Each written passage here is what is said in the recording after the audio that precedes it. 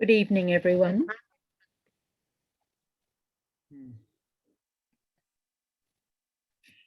Good evening, everyone, and welcome to Mary Ward International Australia's webinar, Roadmap to a Just World. For those who don't know me, I'm Sister Wendy Hildebrand, a long-time board member of MWIA and currently province leader of the Loreto Sisters of Australia and Southeast Asia. As most of you are aware, MWIA is the development agency of our province and is very much at the heart of who we are and what we do. Over many years now, it has touched and transformed the lives not only of project partners, but of our students, sisters, past pupils, co-workers, and our wider circle of friends, including our many generous benefactors and supporters. None of this would be possible without your continuing interest, generosity, and support. You are all most welcome. This evening is a unique opportunity to hear from our sisters on the ground and their urgent situations in India and South Sudan. And so I extend special greetings to our speakers, Sister Monica Suchiang from India and Sister Orla Treacy and her team from South Sudan. We look forward to welcoming them more formally later on. It's significant that we gather during National Reconciliation Week, a time to ponder the place of justice, a value so important to Mary Ward. We gather on different lands and recognise that this is sacred land, site of stories, stewardship, and tradition. And we pay our respects to elders past, present, and emerging, and recognise their continuing custodianship of this land. Today is also a significant day in our Catholic tradition when we recall the powerful story of the visitation of a vulnerable young woman, Mary, reaching out to her cousin Elizabeth, reaching out in need of tender support and compassion. And in this same spirit of solidarity, we acknowledge our shared shock and sadness at the recent and unexpected death of Loreto's sister, Sister Lena Mambo, a Kenyan sister working in Lukulu, Zambia. Lena was one of our MWIA project partners, and she died from complications due to COVID. She was a companion to Sisters Elizabeth Donnan and Pat Hanby, and more recently of Sister Rosaline. Elizabeth and Pat have been long-time project partners and great friends of MWIA, and many of you with us this evening. And we extend our deepest condolences to all impacted by Lena's death and assure the Lukulu community of our continuing support and prayer. I now invite Sister Libby Rogerson to lead us in prayer as we reach out to all members of our wider circle in need.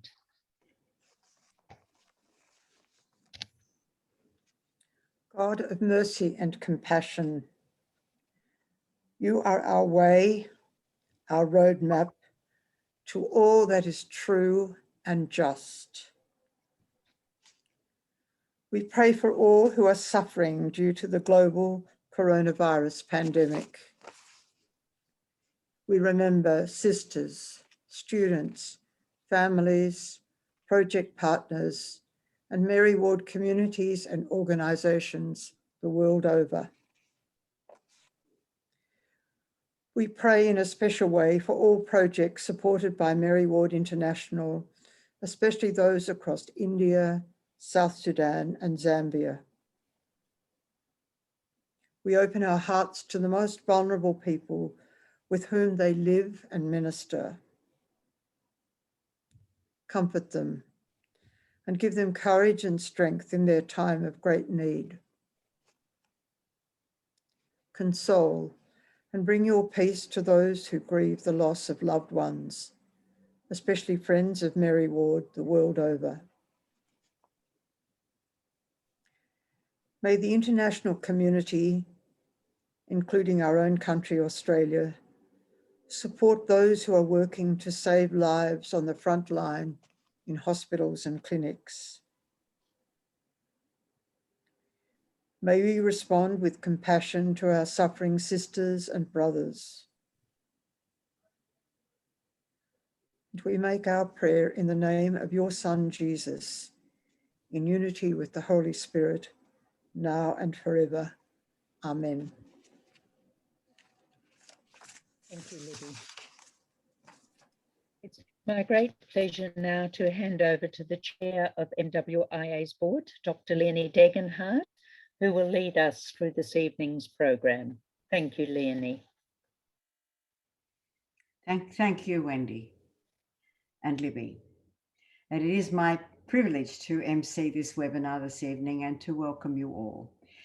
We have 137 participants who have registered, and you have collectively come from Australia, the USA, Vietnam, India, Peru, Ireland, the UK, Romania, Albania, the Philippines, Spain, and Zambia.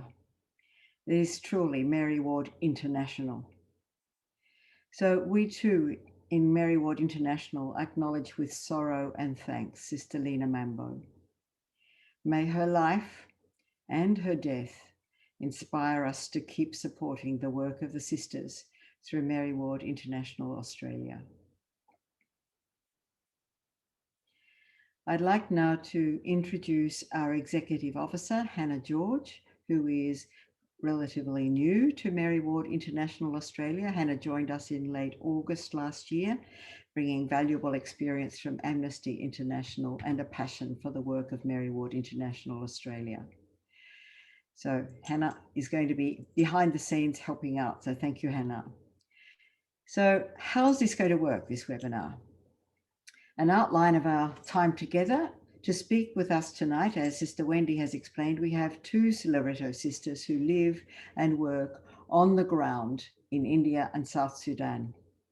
Mary Ward International Australia is prioritising raising funds and providing support for communities in need from both these countries, where the situation is rapidly worsening. So Sisters Monica, Suchiang and Orla Treacy, along with their teams, or Sister Orla's team, will share stories from the coalface. So together we'll explore how we can each play a role in creating a just world where women share leadership, children thrive, and communities live in harmony with each other and the earth. First, Sister Monica will speak for 10 minutes, followed by 10 minutes for questions and discussion, which Hannah will moderate. Sister Orla will then present, followed again by 10 minutes of Q&A. And to pose a question, you'll need to write your question in the chat bar so that we can manage them effectively. So let's kick off. Sister Monica. Sister Monica Suchiang is a Loreto sister who was born in Shillong, the northeastern city of India. She's a qualified lawyer specializing in human rights and has been involved in development work for the past 10 years. She is the director of Kolkata Mary Ward Social Centre, which oversights the Brickfield Schools Project, Health Education for Children, the Landing Pad Project, Cyclone Relief, and particularly the Solar Lanterns Project in the Sundarbans Islands, and also working in anti-trafficking issues. And some of those projects that Sister Monica is working on are supported by Mary Ward International Australia. Thank you very much for joining us today, Sister Monica. We look forward to hearing from you. Over to you. Yep. So thank you, MWIA, for having me this afternoon. I'm not a good speaker, but I'll try my best for the next 10 minutes. I like to share screen.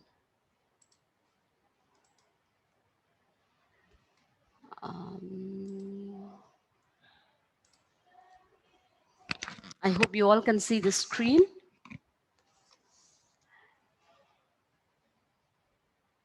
Hello? Yes, we can see the screen, Monica. Yes. Thank you. Okay. Yeah. So as you have seen the icon here, M and W, it stands for Mary Ward. And the flame represents women, their energy, fearless, and their passion.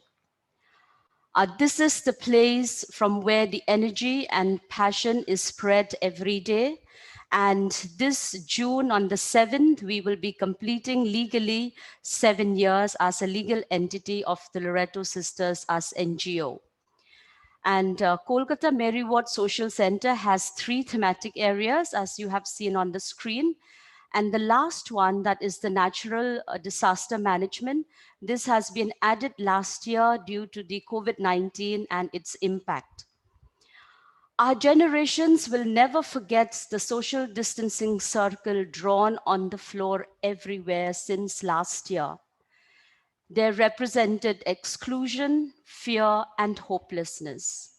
And also in the first wave, it brought about an unprecedented migration crisis here in India. The strength of the KMWSC lies in its staff. In all our interventions during the COVID time since last year and now, we have been mindful of protecting our staff and our beneficiaries. As you have seen on the screen, last year we were able to reach out to 1 lakh families with food, with dry rations, and whatever they need at the field level. These are some of the images that that it's put on the screen. And now with the second wave, what are we up to? We are trying to address in the second wave, first in the city around Kolkata. This is today, it's our 18th day, food on wheels, fresh cooked food for 250 COVID patients along with their family members. And we do try to give them multivitamins and nutrition kit. And we are hoping with the help of the well-wishers, by next week, we will be able to give the instant testing kits and also the distribution of free oximeter and thermal temperature checking machine. And these are some of the pictures that has been clicked at our Kolkata Mary Ward Social Center's office, the cutting and the cooking and the cleaning and the distribution of fresh food across the city. And we have there with one of the Loreto School in India, Loreto Elliott Road, who have been helping us for the last 4-5 days generously with their manpower and with the cooking and with everything, whatever we need. So these are some of the images. And yeah. Last year, in the midst of the pandemic, Cyclone Amphan devastated West Bengal. Many of our beneficiaries and our centers were lost. And the Kolkata Mary Ward Social Center tried to reach out to all our beneficiaries with all our well-wishers, including the MWIA, for your support. And thank you for your support in the last cyclone in 2020. And these are some of the images. The devastation was massive. The damage was painful. The rebuilding last year was tough and difficult, but we did it with the grace of God. And last year, after the Amphan, with the help of some of our well-wishers, we were able to build 7 houses at near the border of Bangladesh, and 23 houses at the Sundarban area, and 10 houses in our Lodha center in the Sundarban area, and 15 houses we were able to repair. And again, 26th and 27th of this month, we had the cyclone Yash, and as you have seen on the screen, it's very pathetic at the moment. Hopes are made of homes and dreams. It's a feeling, and where you and me starts our life's journeys from. But here, the people at the Sundarban, that feeling of home is not there. with the Yash cyclone destroyed many homes, and it's heartbreaking to see our beneficiaries and all the people in the villages suffered since last year and this year. But I guess together we shall rebuild, renovate, and restore their houses soon. After maybe in the next month, we will be trying to figure out how are we going to rebuilding the lost due to the cyclone Yash.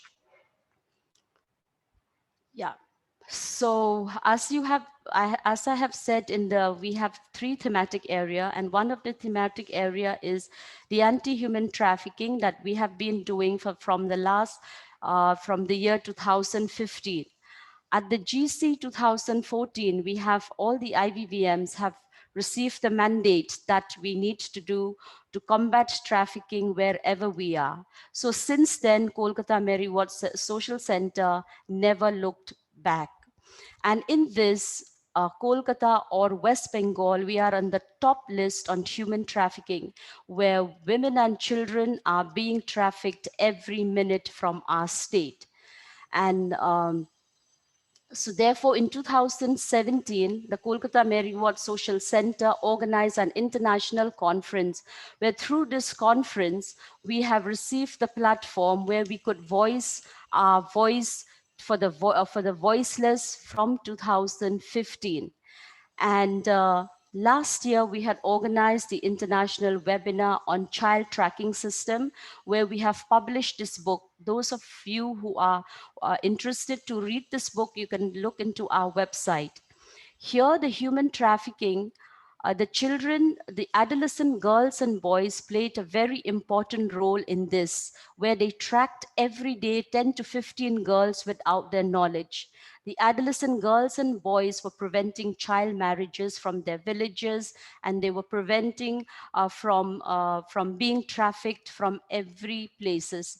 So this program is a very progressive program at the moment at the Bangladesh border and around West Bengal. And through this COVID-19, we are virtually tracking, monitoring, and meetings and workshops and programs online with our adolescent girls and boys. The next program that we are having, this is at Sonagachi. Sonagachi is the red light area, is the second largest sex commercial area in Asia. Here, the mothers come here not for the sake of pleasure, but they come here for their bread and butter. So we at the Kolkata Mary Ward Social Center, we look after their children through mainstreaming into school, so that their children will not go back to what their mothers are doing. And our focus also, we work very closely with the PIMS who are women themselves, and our work over here is we don't disturb their sex business, but we do disturb them if they touch any girl who is below 18 years of age. And if you look at these images during the COVID-19, we are having counseling online and music therapy online and skill development for the mothers to occupy them during the COVID-19. Here, another program which has started by Sister Cyril. I'm sure all of you know Sister Cyril. Being a metropolis city, Calcutta attracts migrant labor who dwell around the city in the shanty houses. To prevent these children from being forced to child labor, we try to mainstreaming them into school and put them into the government school. So this is also a very good programs at the grassroots level. Sister Monica, we'll need to Yes. tight up the time. Thank you. Yeah, so maybe just one thing with the Brickfield School over here, if just 1 minute for the Brickfield School. Go ahead. Yeah, the Brickfield School, we work at the source area and at the destination area. So at the source area, the destination and the source area. The destination, all the kids come along with their mother into the bricklin to make bricks into Kolkata. And the source area, there are different states in India. So when they come to Bengal, we try to put them into schools 6 or 7 days a week, 3 hours every day. And there is a whole holistic development planning in this Brickfield school, because not only education we give them, but we try to give them with the medical checkup and all that, whatever they needed. So this program has been going on for the last 12 years. And we thank MWIA also for supporting this program. Yeah, thank you. I'm sorry to have had to ask you to cut that short. That was absolutely riveting, Sister Monica. You've given us such a clear insight into the lives of the community. Thank you so much. Thank you. And we're very happy to, I'll just start my video. Happy to take any questions. We have one question so far, which is about how the sisters themselves are faring in India. Would you like to mention that, Sister Monica? You mean during this COVID-19? I guess particularly so, but Yes. everything seems to be ramped up with COVID. Yeah, so this COVID-19 in India, I mean in Kolkata and around India, the Loreto sisters, yes, we from the Kolkata Mary Ward addressing different types of issues.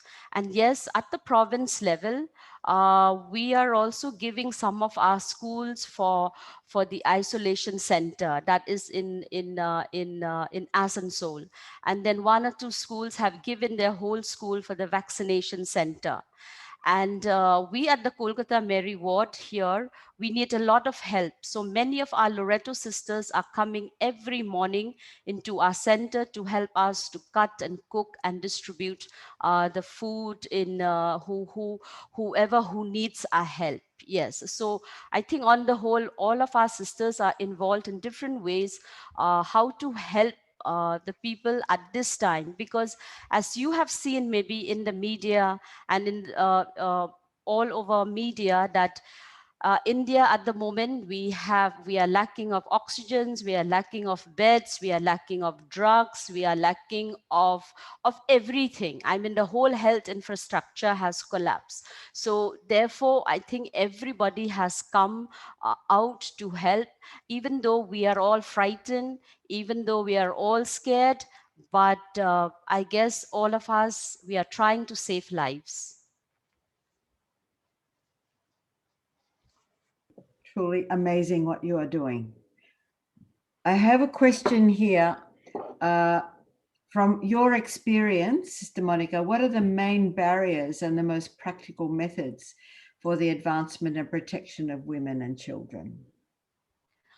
Yes, what is the main barrier here on the whole in the Indian society is a very patriarchal system where it's very difficult to diminish this concept, where whether be it in the in the public sector or in the church sector, the hierarchical structure is very, very high.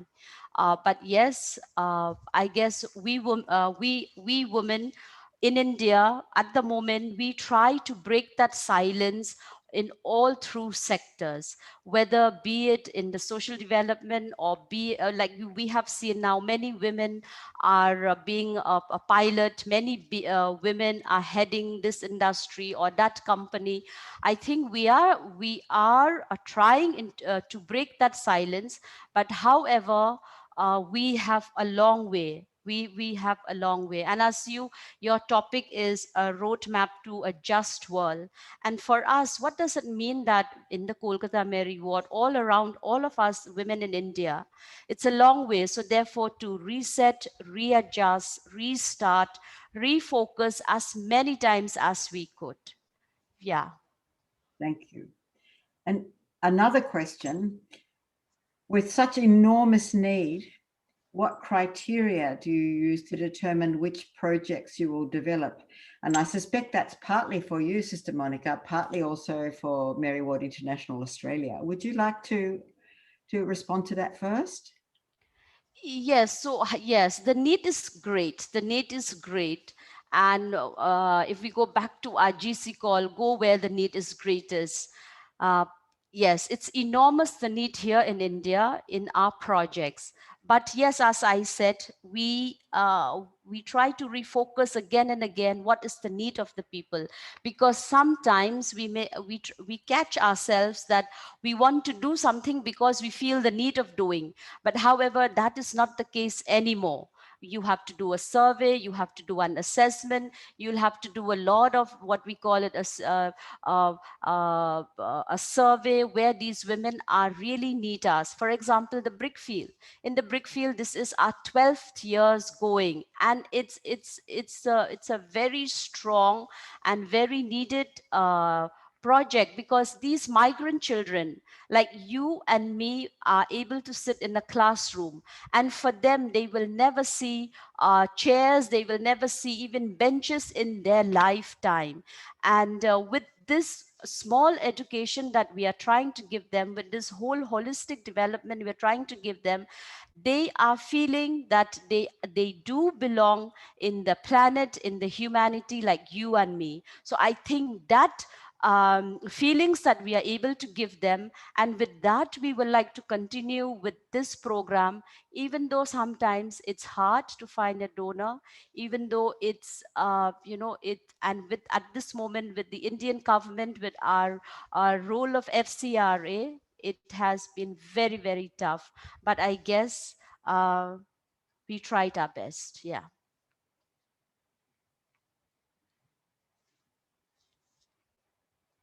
We can't hear you. We can't hear you. Sorry. Sorry, forgot. Yeah. One final question, and it's related to the last one. How do you evaluate the effectiveness of what you're doing, of the success of a project? Yes. Okay. That is a very practical question for us, because as I said, we reset, readjust, restart, refocus. And every year we do a kind of evaluation at the field level in a very thorough manner, because without that, we will not be able to know whether this project is successful or not.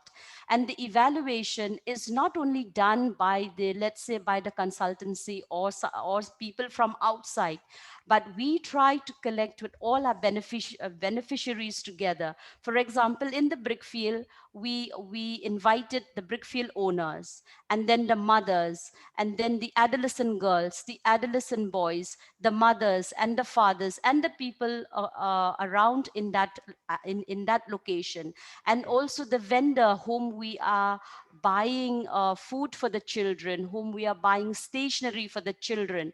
So all these people are all these stakeholders are very important in order to have a successful project. Thank you. Just a very brief one. What activity or project are you most proud of? Could you repeat again? So sorry. What project or activity are you most proud of? Oh my, we are all proud of the projects, but at the moment, if you ask me this question, yes, the sanitary pad landing project, I am very proud of. The reason is, I'll tell you a very short story. When we wanted to do this sanitary pad making, we didn't have any money, of course, and I didn't have a courage to ask these sex workers. It began from the sex workers. When I go there every day, I would see them suffering. And I don't have the courage to ask them, what makes you happy? What makes you happy? But one fine day, I took a great courage by asking them, by asking these 200 sex workers, what make you happy every day, in spite of all these around you? And one of them raised her hand and said, what makes me happy? It's me and my days for 3 days. That is when she gets her periods. Because why? In those 3 days, she declines. So that's how the project started. And this project makes me happy because one of the things that in India, we have a very silent culture where we do not talk about the functioning of the body. And with this, we have made a great effort by making the women talking about it, by making the men folk to talk about it, and by making the men folk to use protection whenever they go to this red light area. So this is a very, very dear to my heart, this project. Yeah. Sister Monica, you started off by telling us that you didn't feel very confident as a speaker. I don't know what made you think that.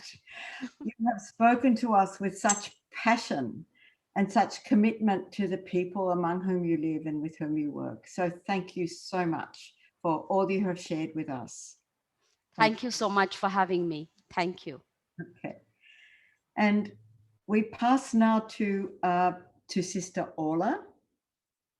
Sister Orla is originally from Bray in Ireland, and in 2006 she opened a school for girls in Rumbek in South Sudan with the support of Loreto Ireland and other organisations such as Mary Ward International Australia.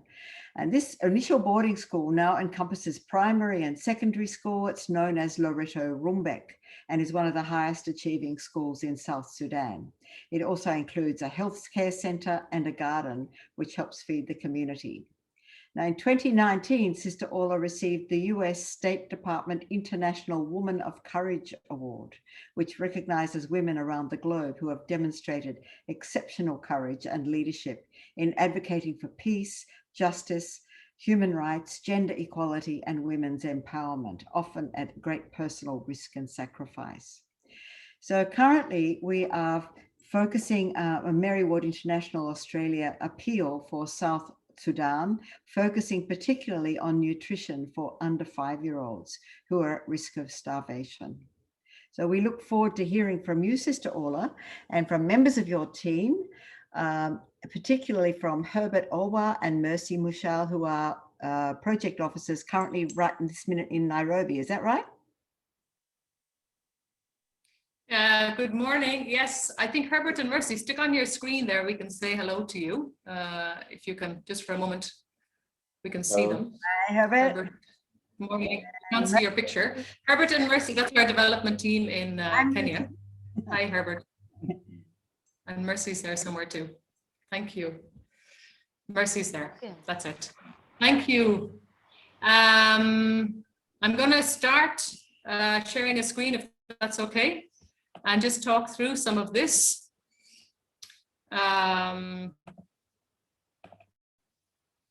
Let me go back there, sorry. Our internet is not great, so allow me to take off my video, and I hope you will be able to, I hope you'll be able to hear me. Leonie, you're the only person I can see, so if you just tell me that you can hear me. Can you hear me? Can you see me? You can hear me. Okay. Can you see the pictures? I can see the pictures. I can't see you. The pictures are coming up fine, and I can. Okay, perfect. That's perfect. Okay. Okay. Our internet is not very stable, so bear with me. I always, I just this morning, I find it so humbling to speak after Monica. I'm a big fan of the work she's doing in India, so I feel very privileged and humbled to follow her this morning. Thanks, Monica, and good to see you as well. This is us in South Sudan. We are 15 years in South Sudan. We began a girls' secondary school 13 years ago, and soon after we celebrated the independence of South Sudan. This is us enjoying the celebration of the birth of the new country of South Sudan. It's a land of crisis. It's one of the most insecure countries in the world. It's a land with one of the highest illiteracy rates in the world. So we are starting from ground zero. Our president visited us a few years ago and he said, we are not rebuilding South Sudan, we are building South Sudan. South Sudan has never been built. So just in the presentation, I just want to have 4 different problems that we have here. The first problem is education and the lack thereof. In South Sudan, there are just over 1% of girls that finish secondary school. About 37% of girls will start primary, but only about 7 to 9% of girls will finish primary school. So education is a crisis for us. We began with the idea of a girls' boarding secondary school, but after settling in, we realized that our children were not going to primary school. And we began a very simple primary school under the tree. And thankfully, that primary school has grown into a more developed and formal school. We have 1,200 boys and girls primary school, and they come shifts. So in the morning, we have the younger children, and in the afternoon, we have the older children. Bearing in mind that in our village, none of our parents are educated. So this is a new reality for people, and it's a new, I suppose, situation for all of us. Once we started education, we realized we couldn't get teachers. There were no trained teachers in South Sudan. Most primary school teachers have only just finished primary school. Most secondary school teachers have only just finished secondary school. So we began an internship program with our own graduates and with the young men in the community. And one of the components of our primary school is teacher training. One of our Sister Baida is a permanent teacher trainer at the primary school, and her job is to support teachers in learning the teaching trade. And that's a big area for us also to try and develop.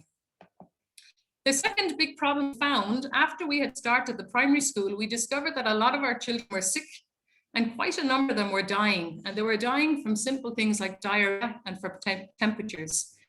So in 2016, one of our sisters came from Kenya. We were able to start a new clinic. And again, it's become a very formal and a popular clinic for the community.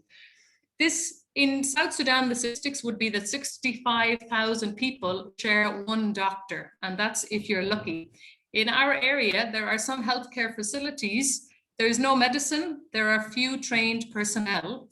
So when we started our clinic, it became a big focus for the community.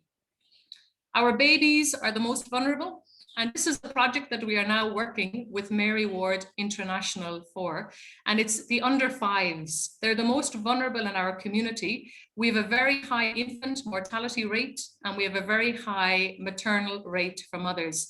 They say the statistic in South Sudan is a 16-year-old girl is more likely to die in childbirth than to finish secondary school. And this is a very big project for us as well.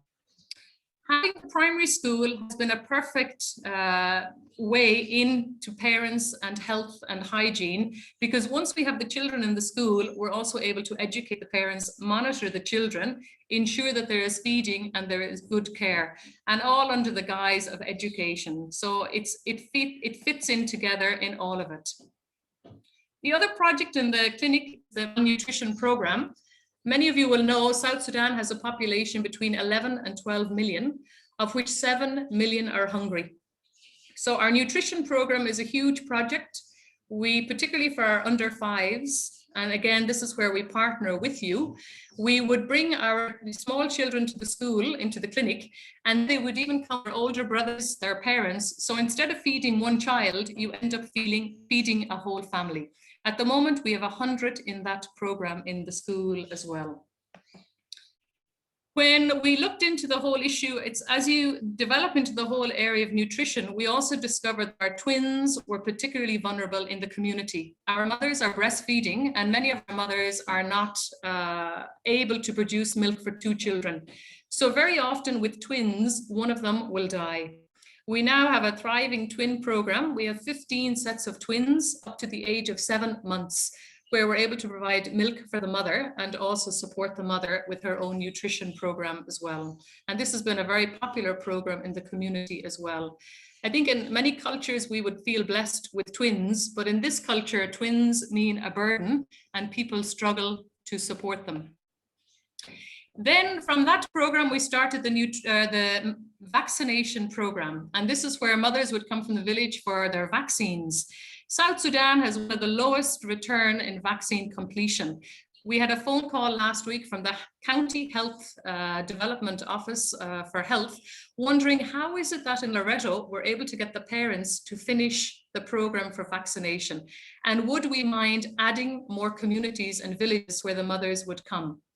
The response from the mothers was that we trust the medicine we get in Loreto. We don't trust the medicine in other places. So today, Loreto, our clinic, is responsible for 7 different PIAMs, which would be small villages around, and it is increasing. So these parents would come once a week for, well, a vaccination program is once a week, but the team in the clinic also go out to those villages 3 times a week to also offer some clinical support to the families as well.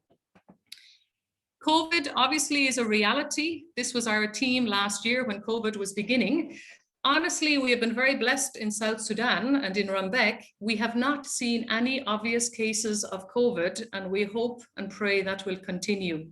The schools closed for a year. They just reopened last month, but the clinic continued to reopen. This is a photograph of our nurses, our graduates, and some of our teaching staff who just moved from the schools into the clinic to provide support for the people. In the clinic, we're now seeing between 3,000 and 5,000 people a month and medicating them and supporting them as well. Obviously, we are educators. So in every program that we do, we also provide education. This is health education for all of the workers. This is one of our graduates who is now a qualified nurse who is also helping in this. So I'm just going to flick through them very quickly. Displacement is our biggest issue as well. And where our people in the community are displaced, we also try to give employment, nutrition support. And these are some of our mothers working with us. Like India, the issues are there. For us, it is, they have trafficking, we have early and forced marriage.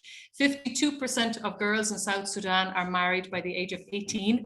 That's between 9 and 12% by the age of 15. These are some of our students who fight against it. And these are our graduates. These are senior 4 graduates. They have completed secondary school. They are now back working with us in all the departments in the compound as teacher trainers, as nursing trainers, and in offices, with the hope that they will go to university.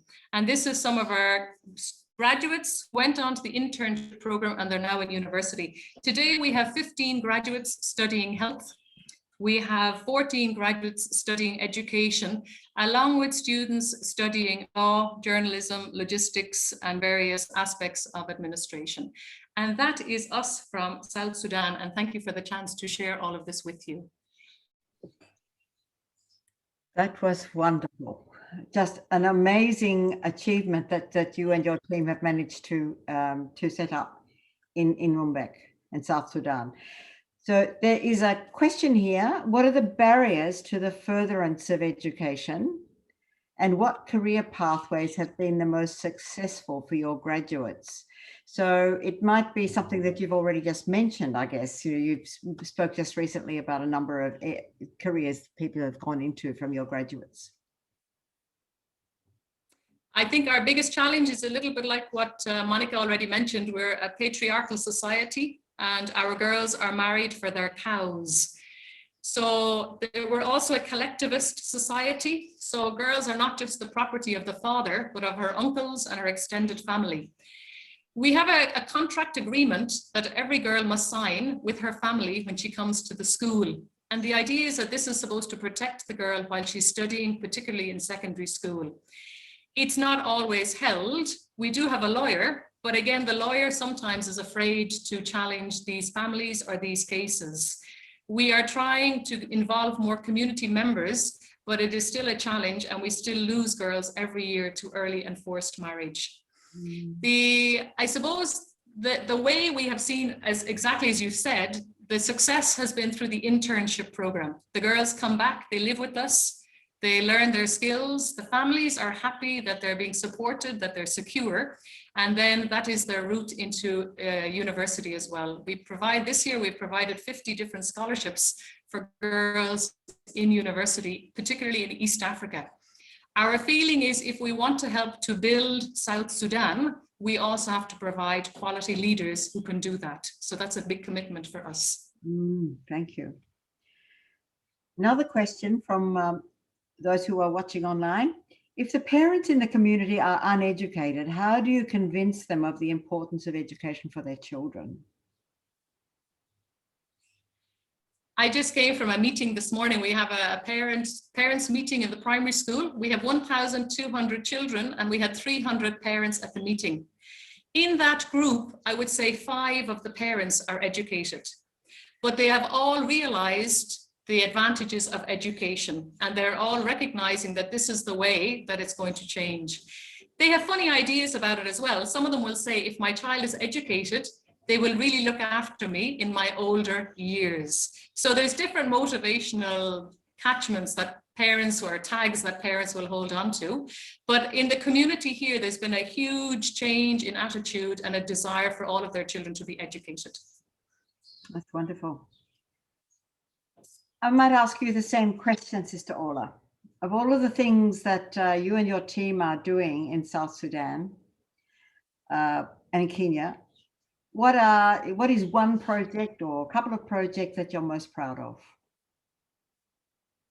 I think for me, it would be the internship program. These are girls who have gone through education. They've been educated with us and they come back to be young leaders in the compound as trainee nurses, trainee teachers, office assistants. That to me has been the greatest program that we have. They become the advocates for girl-child education. They become the examples and the inspirations for the girls themselves. Remember, the girls, they don't have a female elder in their family who's been educated. So having the graduates around, it's something for them to aspire to and to aim to. And then obviously seeing them graduate from university and take up key positions around the country has been a great bonus as well. But the one I see every day and the one that I love every day is our internship program. Wonderful. One other question from a participant. You said earlier that parents lack education. Do you think you'll put a focus on educating parents, specifically mothers, in terms of the under 5 nutrition crisis? And if so, how would you do that? Yeah, it is. I mean, education is the heart of every project that we start. So in the nutrition program, the mothers would get health talks once a week. And then there is a chance for them to be filtered into other programs. So one program we've just started recently is a tailoring project. So we have 10 mothers and they are now learning to become more self-reliant in tailoring. And in the afternoons, they also have classes in adult literacy. In the afternoon also, we have 150 workers in the compound from the local community.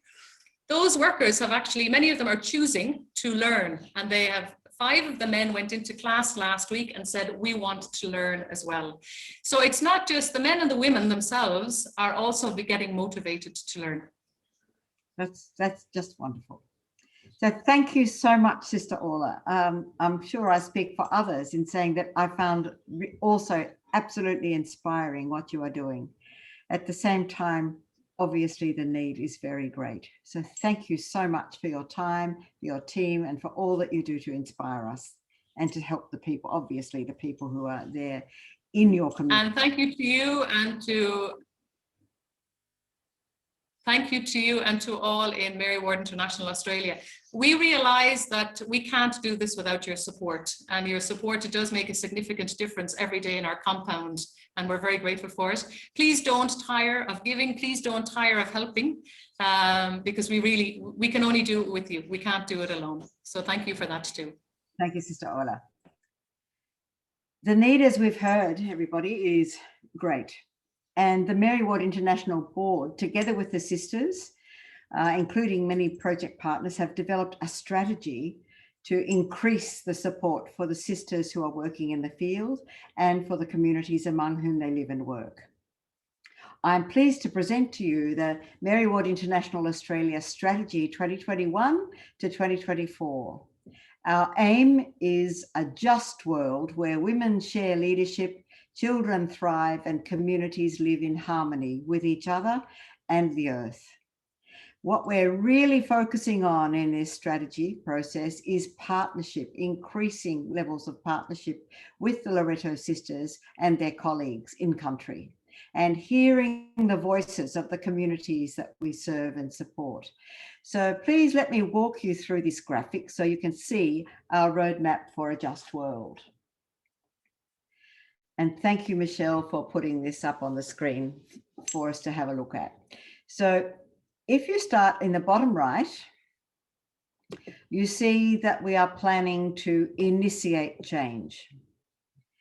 And that change, let me just hide this, that change is starting with sustainable and efficient governance and financial structures, which is the fourth of 4 goals that basically are at the basis of this strategy, to get streamlined governance and expanded organizational capacity, enabling us to achieve the mission. That will lead to an engaged and inspired network. So 2021 is what we've been focusing on that.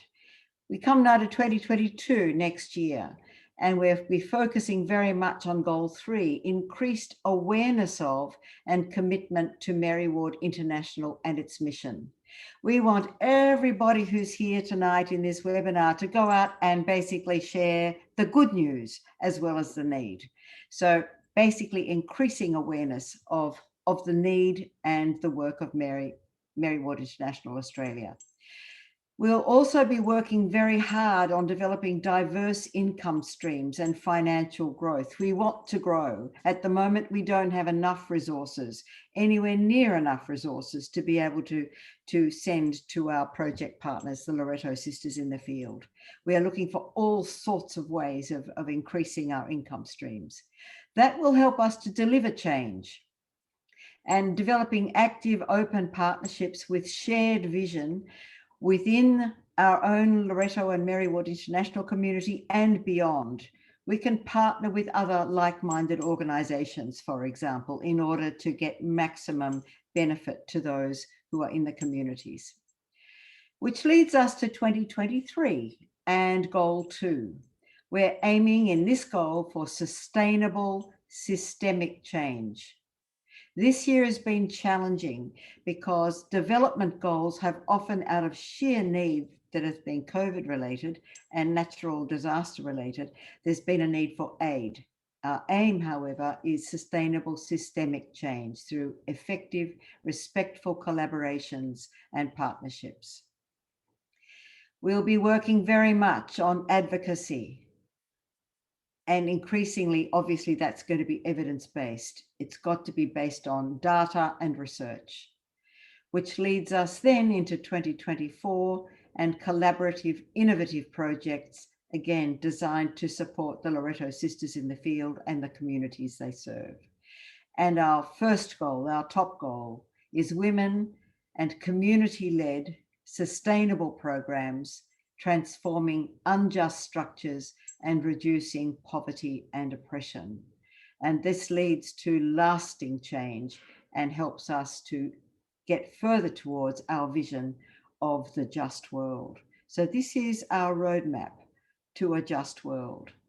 You've heard from 2 most amazing Loreto sisters who are there in the field in 2 different countries. You've seen the sort of work they do, the need that's there. You've also, no doubt, as I did, picked up on the sense of hope and felicity that guides their work. So we would be very much appreciative of any support that you can give us. Before handing over to Sister Wendy for some closing remarks, I'd like to just end with a sentence from the Chair's report in our annual report, which has just been completed. And this sentence is this: the sisters inspire us with their commitment and courage. And I think that's never been more true than today, with the sad news about Sister Lena and the inspiring stories of Sister Orla and her team and Sister Monica. So I pass now back to you, Sister Wendy, our province leader of the Australian and Southeast Asian province, to complete this webinar with us. Thank you. Thank you so much, Leonie. What an inspiring evening we've had together. I've been particularly struck by the way in which Mary Ward's vision continues to come to life in such creative, just, and compassionate ways, and in the most difficult of circumstances. We've been moved by many words and images this evening. Our eyes have been opened, our hearts have been touched. And I'd like to add my thanks to all those who've shaped and contributed to this webinar. Heartfelt thanks, first of all, to Sisters Monica and Orla and the team from South Sudan for joining us this evening. We are in awe of your capacity to refocus, to restart, to meet ever-changing needs. Please be assured of our ongoing prayerful and practical support, particularly at this time of great suffering and distress for so many. Sincere thanks to Leonie Degenhardt, Hannah George and the MWIA team for organising this evening's experience. And thank you to each of you for your presence with us this evening and for your ongoing support of MWIA. We know that Mary Ward walked many roads, I suspect without an accurate roadmap, through war zones, to prisons and palaces, across the Alps into foreign lands and landscapes. And we also know that she always walked in companionship. And my hope and prayer as we conclude this evening's formalities is that we continue to walk together in hope and companionship despite the uncertainties we face. And that as we walk, we make our way ever closer to, and here I echo again the words of the new Mary Ward Australia vision, that we make our way ever closer to a just world where women share leadership, children thrive, and communities live in harmony with each other and the earth. And I leave you on that note. Take good care, good evening, and thank you.